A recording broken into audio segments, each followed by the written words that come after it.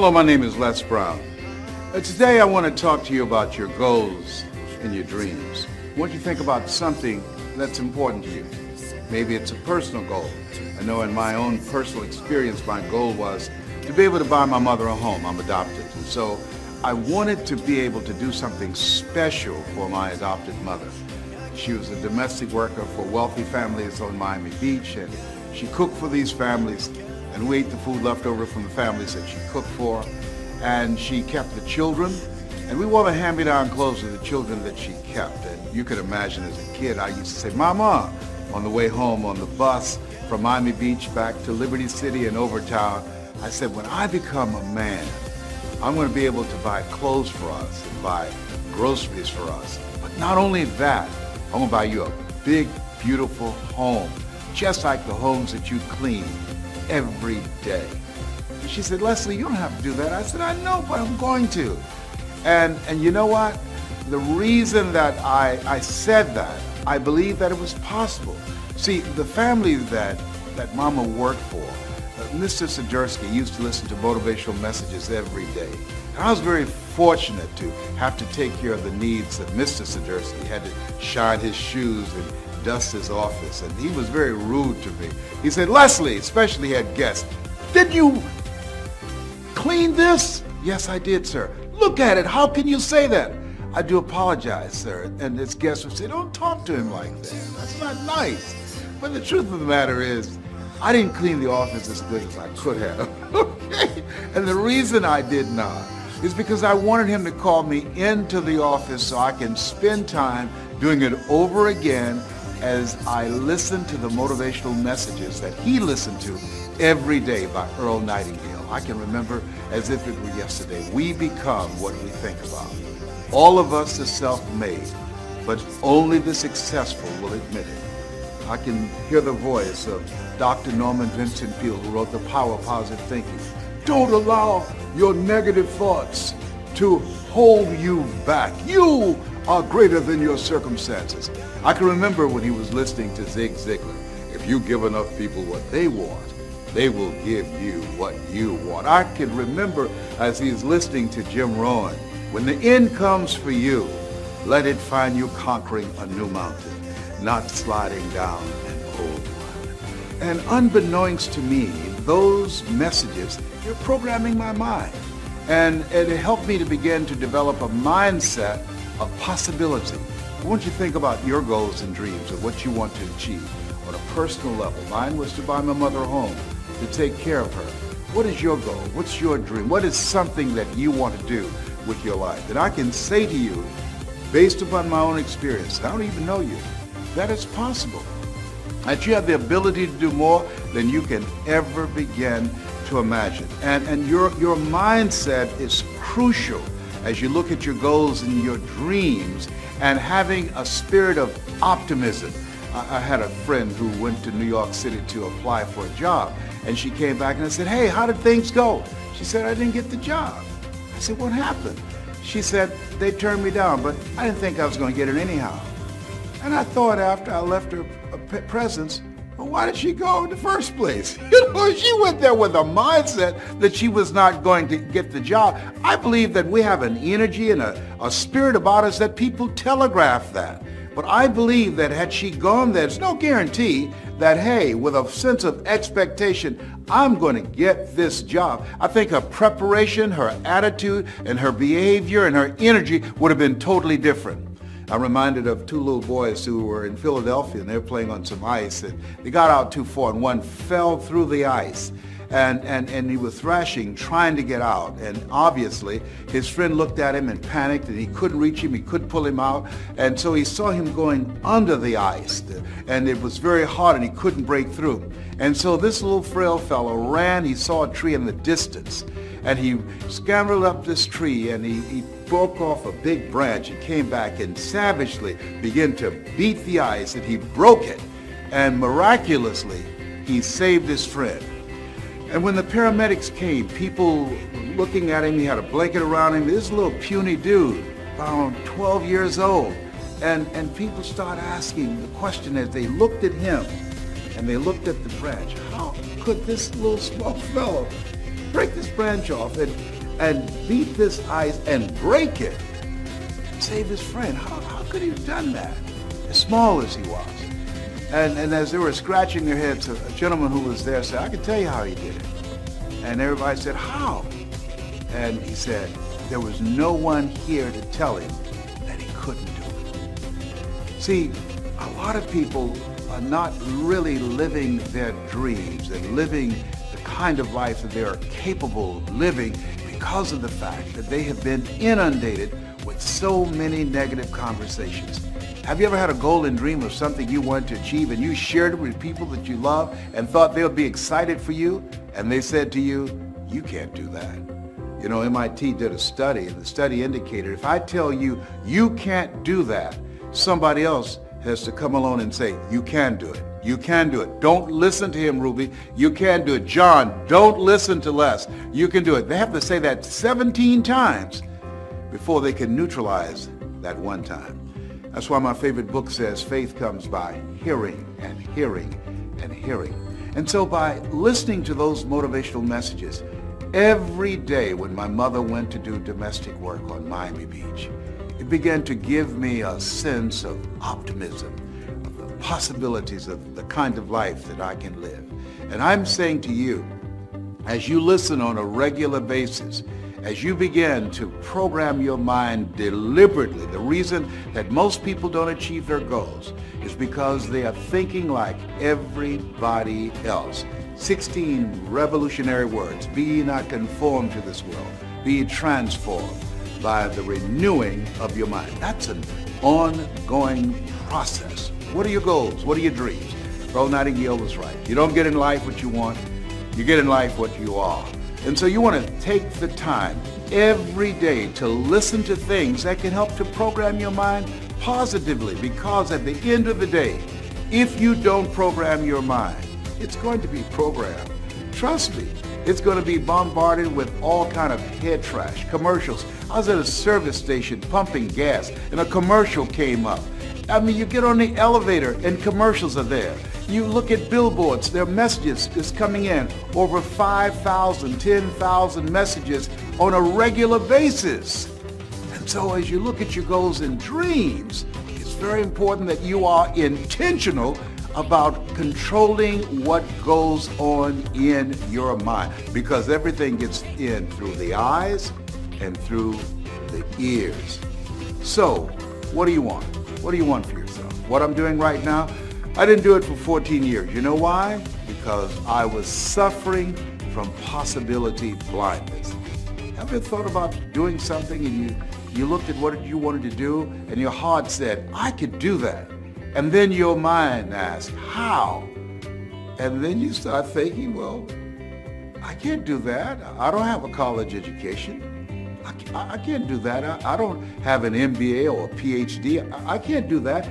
I've never worked for a major corporation. Why would corporations reach over people with PhDs and MBAs and years of experience and pay me to come in to do something I've never done?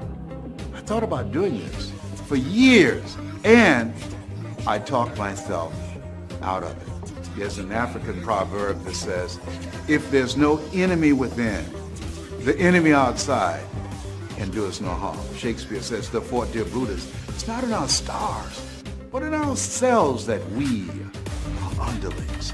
And so as you look at yourself and look at your goals and look at your dreams, I'm saying to you that it's possible. Because if anybody at any point in time had a goal, had a dream of what they wanted to achieve, and they made it happen, then it's possible that you can do it too. But you've got to be intentional about programming your mind. So here's some things that's very important. I want you to hold in mind what it is you want to do in your personal life. What is it that you'd like to do? Maybe you want to do something for someone you care about. That was the goal and dream that I had. And I purchased 4 different homes for my mother. And I want you to think about your financial goal. You know, people say money won't make you happy, but everybody want to find out for themselves. I have a friend named Rita Davenport, and Rita said, money can't make you happy, but it's right up there with oxygen. And I agree with that 100%. So as you look at your goals and dreams, I want you to think about your financial freedom number. What does that look like? That once you achieve that, it will alleviate a lot of stress. Once you achieve that, you have more time for yourself and for your family. You can go on that dream vacation you've been thinking about, or buy that dream car or home that you desire. Once you earn that amount of money, it would be like becoming debt-free. I want you to think about your financial freedom number. And then once you come up with that number, and I want you to write it down, as you come up with that number, I want you to multiply it 100 times. Yes, 100 times. Read my lips, 100 times. Why? Because I found that most people fail in life, not because they aim too high in this, no. Most people fail in life because they do what I did for a major part of my life. Aim too low and hit. And most people don't aim at all. That's why there's a saying that if you don't know where you're going, you're going to end up someplace else. And so if you're serious about your goals and dreams, I can say to you that you've got to affirm yourself, you've got to tell yourself, you've got to encourage yourself that it's possible, that you've got to talk to yourself on a regular basis. I'd never forget, I had to speak in the Georgia Dome for a friend of mine, Dexter Yeager. And Dexter Yeager is a multi-millionaire. He makes over $1 million every 17 hours in this organization that I spoke for. And he invited me to be his guest speaker, the headliner, before 80,000 people in the Georgia Dome. I panicked. And the first thing happens when I become afraid, I have to go to the bathroom. So I went to this bathroom and they came knocking on the door. Les, the band is stalling. You need to come out. And I said, okay. And I was talking to myself saying, I can do this, I can do this. My mind went blank because I became overwhelmed when I peeped out front and saw 80,000 people in this stadium. It's the largest gathering I've ever seen like this. I've seen it for sporting events, but for a speaking event, I've never been in that kind of environment before. The most people I've ever spoken for up to that time was maybe about 500 or maybe 1,000, but 85,000. I went to the bathroom 7 times because 7 is my favorite number. You know, I'm one of 7 kids. My social security number is 267. My phone number is 702. Did I tell you my favorite number is 7? God made the world in 7 days. Naaman dipped himself in the River Jordan 7 times. Joshua marched around the walls of Jericho 7 times. Did I tell you I went to the bathroom 7 times because 7 is my favorite number? Well, finally, they got Mike Williams, my mentor, and he came and he knocked on the door of this portable restroom. He said, Brownie. And I said, yes. He said, come out. I said, Mike, I'm scared. I can't think. He said, are you afraid? Admit it. I said, yes, I am. I'm nervous. I just can't do it, Mike. I'm scared. He said, Brownie? I said, yes. He said, are you listening to me? I said, yes. He said, they came to see you. You didn't come to see them. You got this, Brownie. You can do this. Wow. Let me tell you what he did. One of the things I do is train speakers how to change lives. What he did was he distracted me. I was caught up in how big the crowd was. I was caught up with saying, what can I say to them? I was breathing hard. I was feeling overwhelmed being in that setting. And when he spoke, I knew that he believed in me. When he spoke, it's like he saw me on stage speaking and he convinced me that I could do it. See, sometimes, it's very important for you to hear this. Sometimes you have to believe in somebody's belief in you until your belief kicks in. And so when I looked at myself and I looked at where I was, what I said to myself, Mike believes in me. He believes that I can do this. And I'm saying to you, as you look at your goals and look at your dreams, one of the things that's important and maintaining an achievement-driven mindset and a spirit of optimism is having someone in your corner, having someone who believes in you, having someone who can see what you can't see. See, sometimes you can't see the picture when you're in the frame. That's why it's very important for us to have coaches, people who can encourage us, who can inspire us. You know, Muhammad Ali said, "I'm the greatest," but he never won a championship without Angelo Dundee in his corner. People say that Michael Jordan, one of the greatest basketball players of all time, but he never won a championship without Phil Jackson as his coach. And so as you work on yourself and work on your dreams, I'm suggesting that you get someone in your life that you can partner with, someone that can see what you can't see, someone that when you feel you can't make it, someone when you feel I can't do this, and they can give you a word of encouragement and will make all the difference in the world. And I finally came out. I came out, and as we were walking toward the stage, I stopped, and I said, "Will y'all pray for me?" And they did, and I grabbed Dexter's hand and put it on my head. I don't know why I did that. Okay. And I finally went up, and I did it. And the speech was called, "It's Not Over Until I Win." And what I really meant about that, it's not over until you win over that inner conversation that you have with yourself.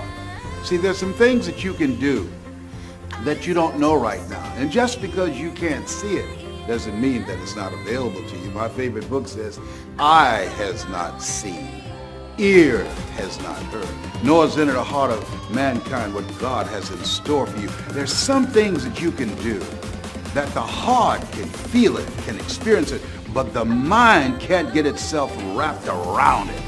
And that's why I'm saying, what are your goals? What are your personal goals? What are your financial goals? And what's your social contribution? I believe we live in the greatest country in the world. It gives us an opportunity to leave a legacy. Hart's man said we should be ashamed to die until we've made some major contribution to humankind. One of the goals I have as a 17-year cancer conqueror is to let people know you are more powerful than cancer. One of the goals I have is to reduce the number of women who die from breast cancer. My mother was a 22-year breast cancer conqueror. One of the goals I have is to teach people, everyday average people outside of the church and outside of politics, both of which I believe polarize and divide people, but ordinary people who want to live an extraordinary life, how to use their story, how to use their voice to make a difference, or use their knowledge to create a financial empire for themselves. What's your goal? What's your dream? What will your legacy be? At the end of the day, when you leave here, what are 3 things that you want said about you when you check out? Because we're going to all go. Nobody's figured out how to get out of life alive.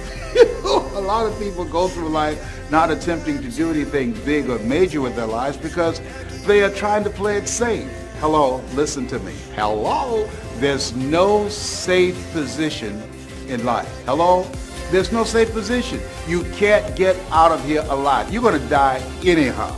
And people who believe that it's possible they can have their dreams, these are people that are daring. Helen Keller said life is either a daring adventure or it's boring.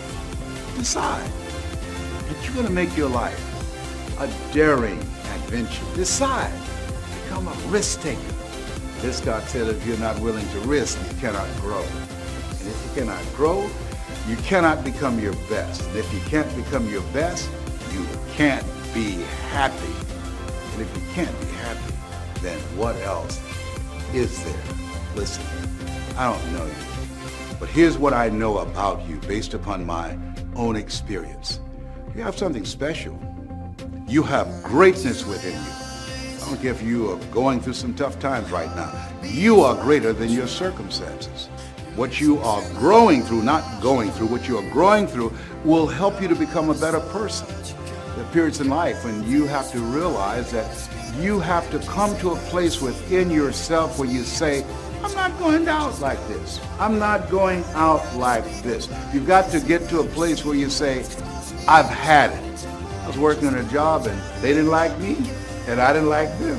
They paid me just enough to keep me from quitting, and I worked just hard enough to keep from getting fired. Okay? It was a contract of mediocrity. And I got to the point, and this is when people change their lives.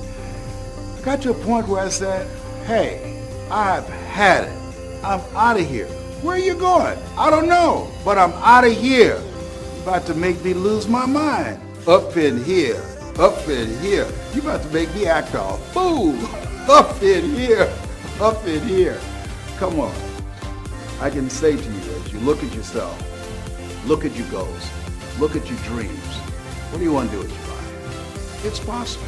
If anybody at any point in time in history had a goal, had a dream, and made it happen, then it's possible that you can have your goal. It's possible that you can have your dream. And as you look at yourself, work on yourself every day. Well, Les, what about those negative thoughts? You can't kill them. They're like little weeds. They keep on coming back. You can't kill weeds.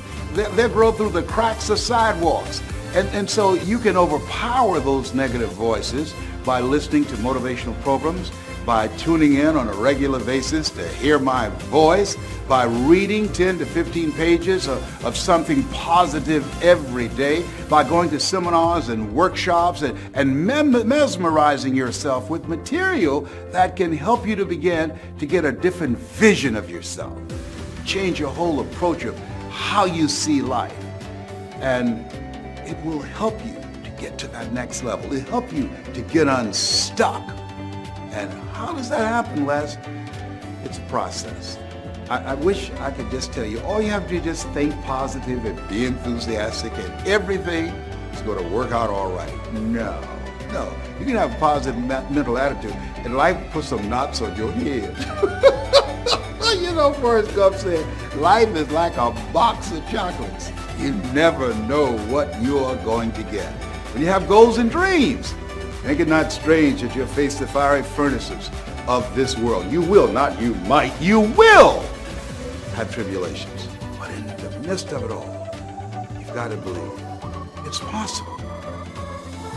It's possible. A friend of mine, he was facing a life-threatening disease, Dennis, and he felt it was possible, even though his body was racked with pain, even though he was diagnosed with cancer at 18, even though the doctors called his family in and said he's not going to make it. He held on because he believed it was possible. It was not just a statistic. It was possible that if he had the faith, if he had the drive, if he had the determination, he could come through this. He said to himself, this too shall pass. And so, it's possible. You can live your dreams, and you have to work at that. It's a moment-to-moment effort that you have to work to train your mind to serve you. You know, the Temptations had a song years ago, Just by Imagination, running away with me. In the absence of information, our imagination will run away with us and tell us that we can't do things, begin to panic, and we make decisions based upon our fears as opposed to our faith. Zig Ziglar said that fear is false evidence appearing real. Faith is finding answers in the heart. Where your heart is, there your treasure is also. What do you love? What turns you on? What do you really want in your life? For your life? How do you want to show up in the world? How do you want to use this gift called life? It's been said that life is God's gift to us and how we live our lives. It's our gift. Whatever your goals are, personal goal, your financial goal, or this social contribution, your legacy, your mark, what you think about it. Here's what I know, that it's possible. Here's what I know. If you think about it, what you think about, you bring about. If you're willing to put in the work, it's possible. If you continue to encourage yourself, continue to fall forward. I've got a saying, when life knocks you down, try and land on your back. Because if you can look up, you can get up. You have something special. You have greatness within you. Your dream is possible. That's my story. And I'm sticking to it.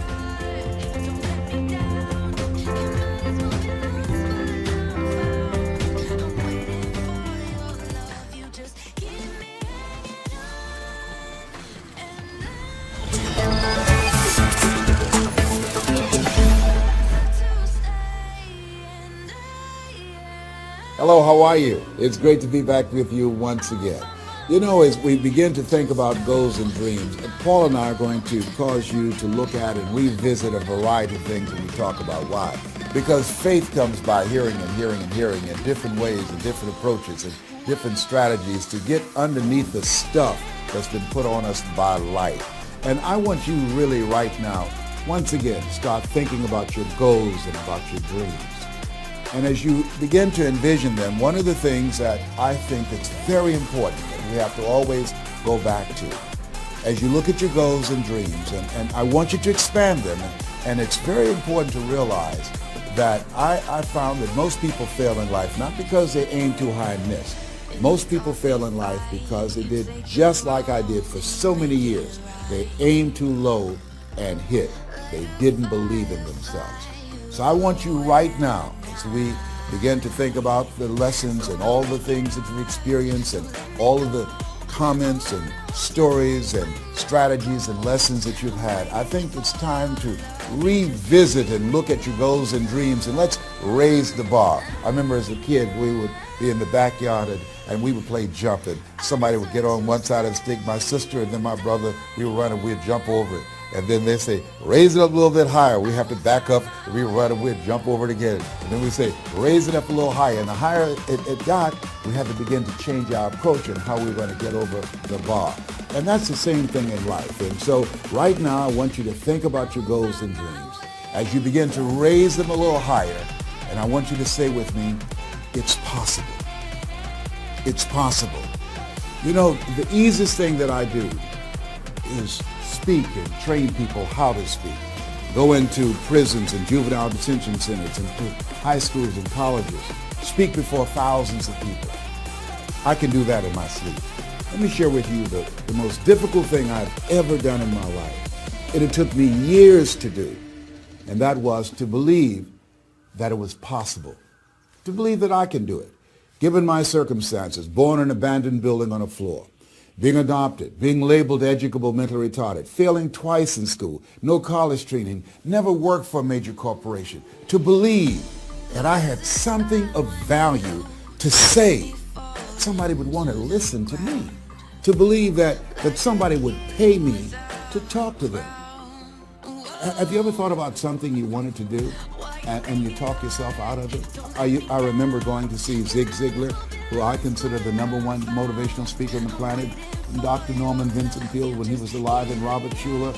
I used to see them and I would be so pumped up and inspired after hearing Jim Rohn, who recently passed, one of the great motivational speakers of all time, and Charlie Tremendous Jones. And I would go to my car pumped up, say, yes, yes, yes, I can.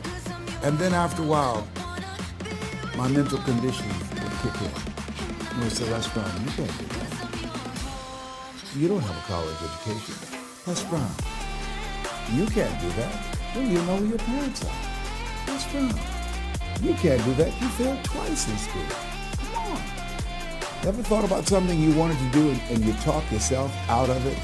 There's a proverb that says, if there's no enemy within, the enemy outside can do us no harm. That's why it's important that you make it a point every day to listen to Paul, to listen to me, to review these lessons, to get them deep, not only in the conscious mind, but the subconscious mind, and get them in your spirit. Well, how often should I do it? Do it until you are producing the results. That's how often you should do it. And you never stop. Because once you stop, that's when those negative thoughts will come back. Once you stop, that's when you will begin to doubt yourself. Once you stop, I'm telling you what I know. Yes. Every day, it's a selling job on you. It's possible. I can do this. I can make this happen. No matter how bad it is or how bad it gets, I'm going to make it. It's possible. Yes, your dream is possible. Say that to yourself every day. Feed your mind with words that you write and words that you hear and words that you speak to yourself. Feed your faith and your doubts will starve to death. Say to yourself, it's possible. It's possible. It's possible. Even when you have no evidence to point to, say to yourself, it's possible. There's nothing as powerful as a made-up mind. It's a struggle sometimes to do that, especially when you have people around you telling you that it's not possible, that you can't do it. And they're constantly pointing out your failures of the past, constantly reminding you of all of the things that you don't have going for you. I'm reminded of a story of two little boys that were playing on some ice during the winter. And as they got further out on this ice, one fell through the thin ice. And so the little fellow that was still on top of the ice, he was trying to save his little buddy. And he couldn't reach him. He was trying to pull him. He could see him through the thin ice as he got further away from him, struggling. And he couldn't reach him, and he's trying to break the ice, and he couldn't do it. And he looked around, and he saw a tree in the distance, and he ran, and he got up on the tree, and he pulled and broke down an enormous-sized branch, and came back and savagely began to beat that ice, and broke it, and miraculously, he saved his friend. And when the paramedics came, and they were able to revive this little boy, they were scratching their heads. They're trying to figure this out. Said, how could this little pruny fellow go up in a tree and break off a branch this size and then come back and beat and break the ice and save his friend? They thought it was just miraculous. It was baffling. And an old guy who was there said, I can tell you how he did it. And they said, how? How did he do it? And he said, there was no one here to tell him that he couldn't do it. Whoa. What could you do? What could I do? What could all of us do if we did not have the naysayers in our lives? That we believe naively like that little boy that it was possible. What would you do if failure was not on the table? Do you realize that 87% of people allow the fear of failure to outweigh their desire to succeed because they've been convinced by the evidence, by being practical, by being logical, by being realistic. I did that. Leslie, yes? You're going to speak for corporations? Yes. Leslie, do they have a college education? Yes. Do you? Wesley, you know that I don't have a college education. Leslie, are these people experienced? Yes. Are there people with PhDs and MBAs that they could choose rather than choose you? Yes. So you don't have a college education. You have no experience. You're talking about becoming a speaker, and they're going to reach over people with PhDs and MBAs and years of experience and choose you. Are you being realistic? Come on, Leslie. Come on, Leslie. You can't do this. My brother, he's a wonderful person. And he constantly reminded me that I couldn't do what I'm doing now. But that really wasn't the bad part. The real bad part was I convinced myself that I couldn't do it. Not only because of those things that he pointed out, being practical and realistic, but also that within myself, I didn't believe what Mike Williams, my mentor, said was possible for me. Have you ever had somebody who believed and saw something for you that you didn't see for yourself? And here's how I escaped that. I discovered that sometimes you have to believe in somebody's belief in you until your belief kicks in. So here's what I am believing for you.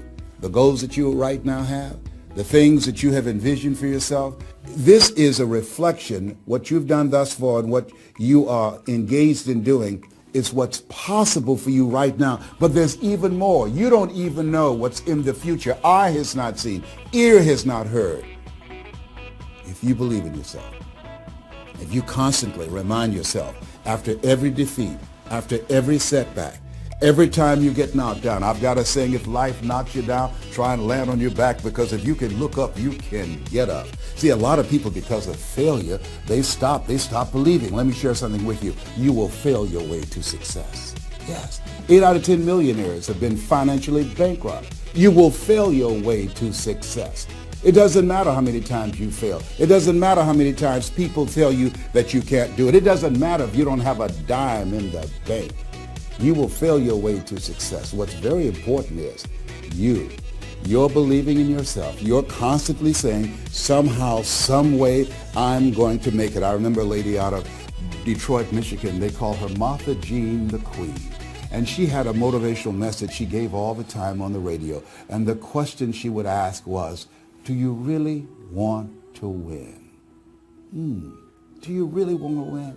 And she said, if you really want to win in life, you've got to believe in yourself when no one else does. You've got to believe in yourself. See, it's easy to believe in yourself and to have faith if you have a good bill of health, if your relationship is working out fine, if you have money in the bank, if you have a secure job, if your mortgage note is paid current, if the children are acting like they have good sense. It's easy. If you go to a doctor, they say, oh, you're doing real good, I'll see you next year. It's easy to have faith then. Let me tell you when it's really tough to have faith. When you lose your job, when you lose your retirement, when you go to the doctor and they look at you and say, you have cancer. Cancer is the most feared word in 7 different languages. That's when it's tough to have faith then. And that's when you need to call on your faith then. They said faith is the oil that takes the friction out of living. That's when you need to believe in yourself then and judge not according to appearances, and say to yourself, it's possible. It's possible. I can make it. It's possible. I'm going to get through this. It's possible. I'm not going to allow this to get the best of me. Yeah. I don't know what you're up against. I don't know what you are facing, but here's what I do know. You've got something special. You've got greatness in you. And I know it's possible that you can live your dream.